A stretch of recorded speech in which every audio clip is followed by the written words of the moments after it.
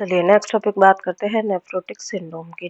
Nephrotic syndrome कोई एक particular disease नहीं है, बल्कि ये क्या है, ग्रुप ऑफ किडनी डिजीज है। ठीक है, तो it is a group of symptoms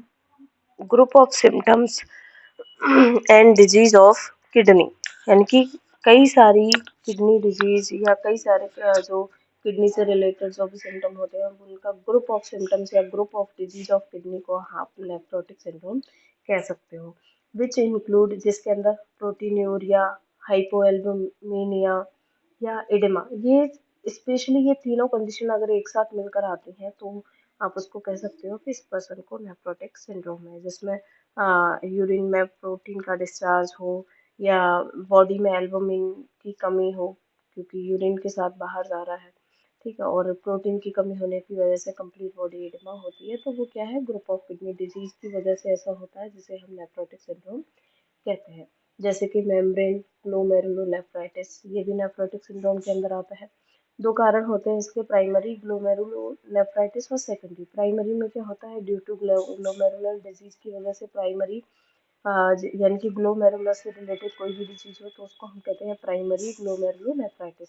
secondary में क्या होता है, इट इंक्लूड सम कंडीशन, जैसे कि किडनी को अफेक्ट करने वाली डायबिटिक नेफ्रोपैथी है, HIV है, हेपेटाइटिस है, कैंसर, उसकी वजह से होने वाली जो डिजीज है वो आती हैं सेकेंडरी ग्लोमेरुलोनेफ्राइटिस की वजह से। पैथोफिजियोलॉजी क्या होता है, ड्यू टू कोई भी इटियोलॉजिकल फैक्टर जिसकी वजह से ग्लोमेरुलर स्ट्रक्चर में कुछ चेंजेस आते हैं, जिसकी वजह से इन्फ्लेमेशन शुरू होगा। और स्ट्रक्चरल चेंजेस के कारण बॉडी से या ग्लोमेरुलर से नॉर्मली क्या होता है, जब यूरिन का या ब्लड का फिल्ट्रेशन होता है तो प्रोटीन अमाउंट बाहर नहीं जाता, लेकिन ग्लोमेरुलर स्ट्रक्चर में चेंजेस होने की वजह से एल्बुमिन है वो यूरिन के साथ बाहर पास आउट होने लगता है। तो एल्बुमिन प्रोटीन लाइक जो ऐसे मैक्रो मॉलिक्यूल है वो जो वहाँ के जो सेल मेम्ब्रेन है वहाँ से पास आउट होने लगते हैं और यूरिन में प्रोटीन जाने लगता है, जिसे हम प्रोटीन यूरिया कहेंगे। अब प्रोटीन बाहर जा रहा है, जिससे बॉडी का जो ऑन्कोटिक प्रेशर है वो मेंटेन नहीं रह पाता है, वो कम होने लग जाता है, तो ब्लड वेसल्स के अंदर जो ऑन्कोटिक प्रेशर है वो डिक्रीज होने लगता है। जिसके क्यों होने लगता है, एल्बुमिन बाहर जा रहा है तो हाइपो एल्बुमिनियम लेगा बॉडी के अंदर, और फ्लूइड जो है इंटरस्टिशियल स्पेस में आके एक्यूमुलेट होने लगेगा, जिससे बॉडी में एडिमा फील होगी। और यही क्या है, कंप्लीट नेफ्रोटिक सिंड्रोम।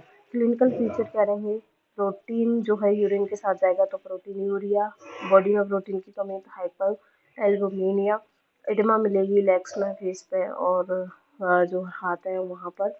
और जो फ्लूइड है अगर वो पेरिटोनियम में कलेक्ट होता है तो एसाइटिस हो जाएगा। ठीक है, कभी कभी अगर जो है बाहर ब्लड भी जा रहा है तो एनीमिया भी हो सकता है, प्रोटीन माल न्यूट्रिशन हो सकता है पेशेंट के अंदर। और प्रोटीन का मोस्टली बाहर प्रोटीन चली जाती है, उसकी वजह से उसकी ग्रोथ भी रिटार्ड हो सकती है, थ्रोम्बोफीलिया भी हो सकता है एंटी थ्रोम्बिन की कमी की वजह से। डायग्नोसिस कैसे करोगे, यूरिन एनालिसिस करवाओगे, किडनी की बायोप्सी करा सकते हो, ब्लड टेस्ट है कंप्लीट, RFT करवा सकते हैं हमारा ये यूएसजी। मैनेजमेंट के लिए डायूरेटिक ड्रग देनी है, जिसमें फ्लूजामाइड है और स्पायरो नोलेक्टोन है, ये दे सकते हैं।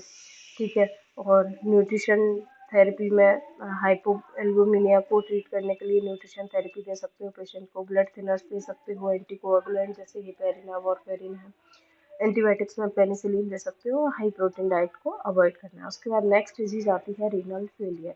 रीनल फेलियर दो टाइप का होता है, एक्यूट एंड क्रोनिक। सबसे पहले बात करते हैं हम एक्यूट रीनल फेलियर की। एक्यूट रीनल फेलियर में क्या होगा, this is defined as acute and reversible है। ये रिवर्सिबल है, यूजुअली ठीक हो जाता है, रिवर्सिबल नहीं है, ये रिवर्सिबल है। Deterioration of renal function which develop over a period of days and result in uremia। तो कुछ जो यूरिनरी जो फंक्शंस है, रीनल फंक्शन है, उनमें चेंजेस की वजह से यूरेमिया की कंडीशन मिलती है, लेकिन ये रिवर्सिबल है, उस टाइम में ये क्योर हो सकता है।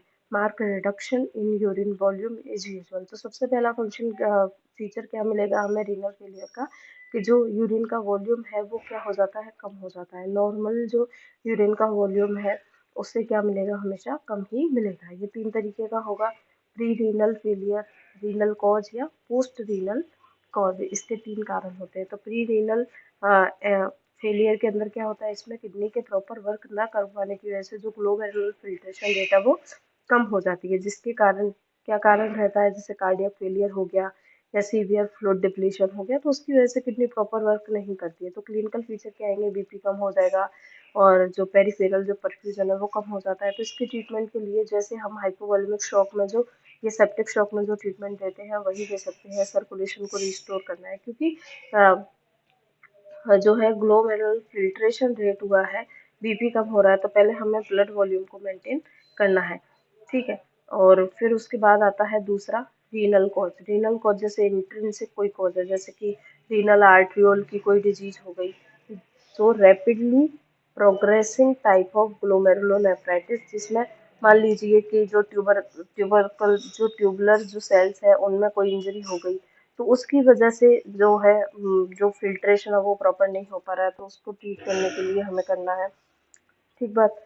तो इसके क्लिनिकल फीचर क्या रहेंगे, यूरेमिया मिलेगा पेशेंट को, यूरिनरी वॉल्यूम जो है वो कम मिलेगा, ठीक है। तो ट्रीटमेंट में यहाँ पे हमें क्या करना है, हाइपोकैलेमिया को ट्रीट करना है, हाइपोकैलेमिया को करेक्ट करना है, जिसके लिए आप आईवी ग्लूकोज दीजिए, फ्लूइड इलेक्ट्रोलाइट बैलेंस करना है, डायलिसिस करवा सकते हैं पेशेंट का, क्योंकि हमें जो ब्लड यूरिया है वो 30 ml से कम ही रखना है।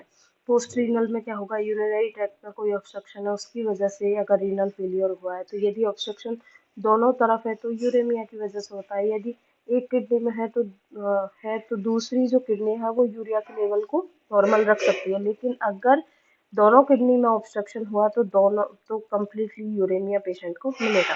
क्लिनिकल फीचर क्या रहेंगे, ड्यू टू ऑब्स्ट्रक्शन एनयूरिया, इसमें यूरिन मिलेगा ही नहीं, एनयूरिया की कंडीशन मिलेगी, रीनल कोलिक हो सकती है पेशेंट को, ठीक है, मिक्सचरेशन में डिफिकल्टी मिलेगी। मैनेजमेंट कैसे कराओगे, जो भी कोई कॉज है उसका प्रॉपर आपको ट्रीटमेंट प्रोवाइड कराना है। क्रोनिक रीनल फेलियर में क्या होता है, इरिवर्सिबल चेंजेस हो जाते हैं रीनल फंक्शन में, वो कभी ठीक नहीं होता है, और जो किडनी के फंक्शन है उनके अंदर इम्पेयरमेंट आपको मिलेगा। और क्योंकि यूरेमिया बहुत ज़्यादा बढ़ जाता है, तो कारण क्या रहते हैं, कंजेनाइटल इनहेरिटेड हो सकता है, या आर्टी एथेरोस्क्लेरोसिस की वजह से, या ग्लोमेरुलर कोई डिजीज है जैसे प्रोलिफरेटिव ग्लोमेरुलोनेफ्राइटिस हो, या मेम्ब्रेनस ग्लोमेरुलोनेफ्राइटिस की वजह से हो सकती है, या ऑब्स्ट्रक्टिव एट्रोफी जैसे कैलकुलस के कारण या प्रोस्टेटिक हाइपरट्रोफी के कारण। क्लिनिकल फीचर क्या रहेंगे इसके, अर्ली स्टेज में कोई भी सिम्टम नहीं आते, लेकिन बाद में वही सारे जो नेफ्रोटिक सिंड्रोम के जो मेन सिम्टम होते हैं, जैसे proteinuria, anaemia, hypertension, blood urea बढ़ा हुआ मिलेगा, ठीक है, और किडनी के फंक्शंस में इम्पेयरमेंट मिलेगा, वीकनेस मिलेगी, एनर्जी में बॉडी में एनर्जी नहीं रहेगी, लॉस ऑफ लिबिडो, सारे के सारे कंप्लीट सिम्टम मिलेंगे। तो मैनेजमेंट में हमें बाद में या तो किडनी ट्रांसप्लांट ही करानी पड़ेगी, या पेशेंट का हम डायलिसिस करा सकते हैं।